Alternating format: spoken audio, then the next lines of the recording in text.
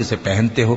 اور تم دریا میں کشتیوں کو دیکھتے ہو کہ پانی کو پھاڑتی چلی آتی ہیں تاکہ تم اس کے فضل سے معاش تلاش کرو اور تاکہ شکر کرو۔ وہی رات کو دن میں داخل کرتا اور وہی دن کو رات میں داخل کرتا ہے، اور اسی نے سورج اور چاند کو کام میں لگا دیا ہے،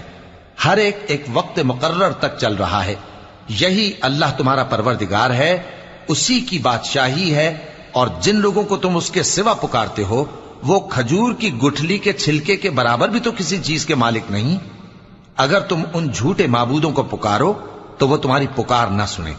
اور اگر سن بھی لیں تو تمہاری بات کو قبول نہ کر سکیں، اور قیامت کے روز تمہارے شرک سے انکار کر دیں گے، اور ایک ہی باخبر کی طرح تم کو کوئی خبر نہیں دے گا۔ لوگو، تم سب اللہ کے محتاج ہو،